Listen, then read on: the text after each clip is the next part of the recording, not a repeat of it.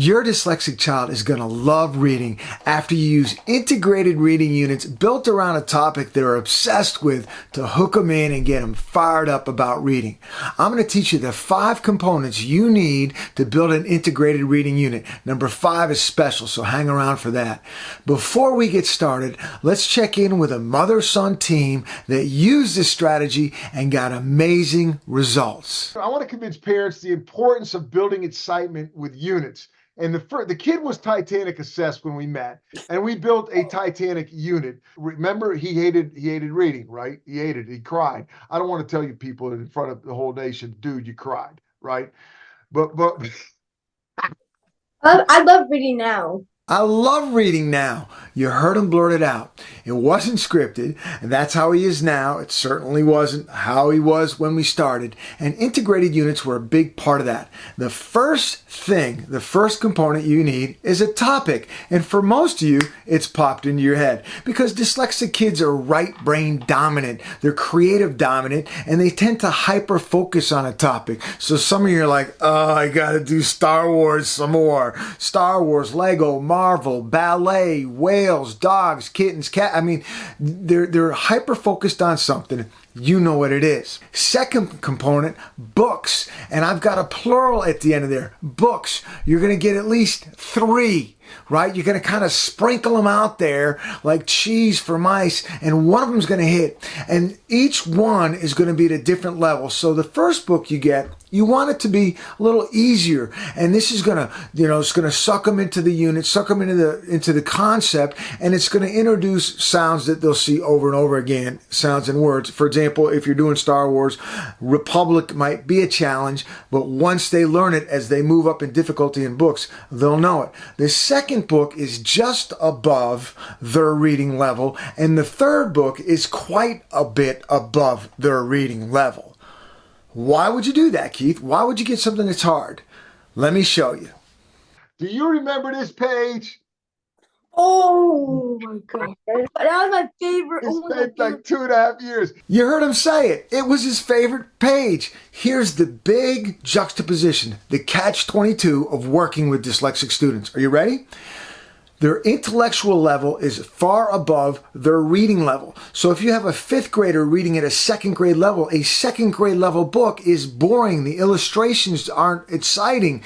So then what do, Keith? You get that 5th grade level book and you use it to suck them in. And in that book, there's a fantastic, you saw the image, it's a cross section of the Titanic. He loved that image. The book was too difficult to read. Why'd you get it, Keith? Because then we fixated on that one page and one caption, and he read it, and he worked out those words, and then he wanted another caption, and he worked out those words, and the next thing you know, he's at that grade level. So you get that above grade level nonfiction book because you know intellectually it will pull them in, even though phonetically it will be difficult.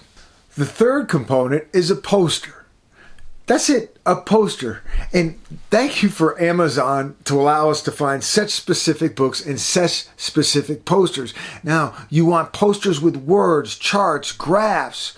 So we didn't do a big poster of the Titanic from the movie. We did a poster of the Titanic that showed a cross section. That didn't survive, but his shark poster did. So there's the shark poster, and that little boy could read everything on there except for some of the scientific names. And that hung in the room, right? See what's happening? That hung in the room when we were doing the shark unit. We did 3 units, one on Titanic, one on sharks, and one on the explosion of Mount St. Helens. He loved the shark poster. He could read everything on it because the phonics are the same, right? So shark, ark, hard sound. Shark in a book, shark on a poster, whale shark here.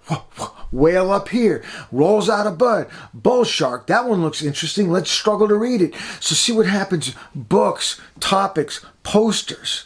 The fourth component are YouTube clips to support the specifics of what you're reading. You're like, wait a minute, Keith, I can't get them off YouTube. That's part of the problem.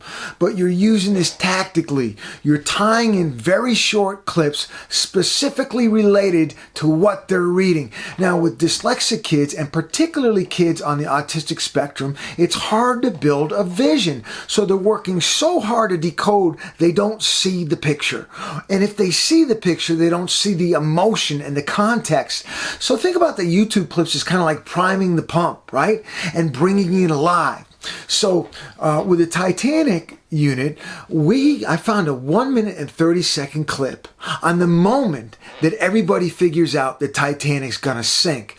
And there's power in this clip because you saw that very same cross section of the Titanic in the book, the above grade level book Jay read, that all of a sudden that cross section is slammed on the table, and the water, it's described how the water is becoming over the bulwarks, and five compartments got flooded, and all of a sudden Jay's brain is seeing it up there, hearing the emotion. He's got a poster, he's got books. It's all coming together because this dyslexic brain is good at pulling together different things, just not very good at details. So the YouTube videos bring them alive, and you don't do it every day, maybe 3 a week, and you kind of sprinkle them out there like candy. Hey Joey, man, once you get this unit down, we'll go ahead and find a clip on it, right?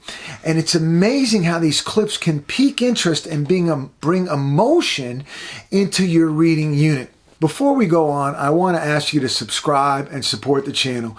Please subscribe and hit the little bell icon so you'll get a notification when I put a new video out.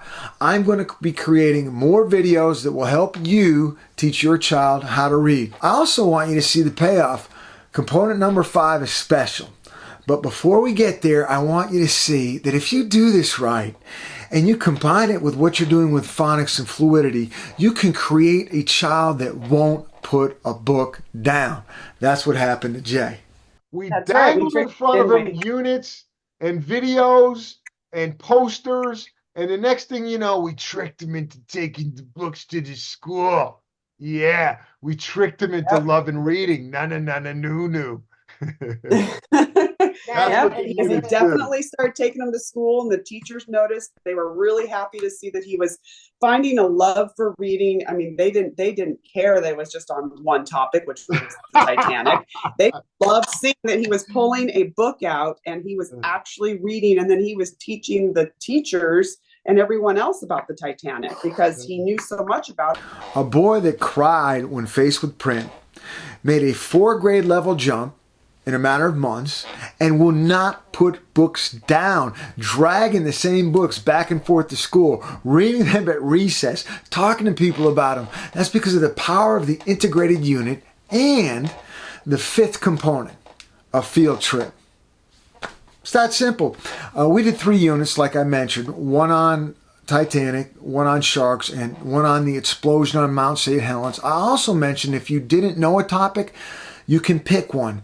And what you do is kind of think about your child. We knew Jay was into science, right? He was into science, and he was into drama, and you know, of course, so we picked the explosion of Mount St. Helens, and he ate it up. He got very interested in it. So we did the same formula, factual, you know, YouTube. There was no movie to pull from, but there was a lot of documentaries on Mount St. Helens, and we pulled from that. He became fascinated with the explosion out of the side of the mountain. We pulled stuff on that. We built an exciting unit based around 3 books and all the components I'm talking to, and a trip. I remember, and I looked for an email. You told me he was running around explaining stuff to you because of the knowledge of books, and he was explaining, and you told me he was explaining stuff to other people too. Like anybody that needed to be educated on Mount St. Helens. This little boy was so excited because he'd read about it. You see this picture right here, and it says Mount St. Helens. Jay can read that. I can't tell you how amazing it is when you can read for the first time around you. If you've never been unable to read, you might not understand why step number 5 is so powerful. Because you've always been able to read.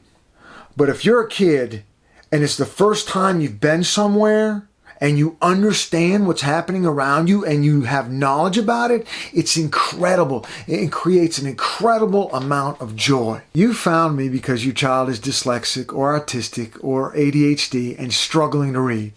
And I want to address that. If your child is struggling to read and you've heard statements like, I'm stupid, I'm not smart, Mom, I'll never read, please check out this video. It will help you and give you a strategy to create a happy child even though they're below grade level in reading right now.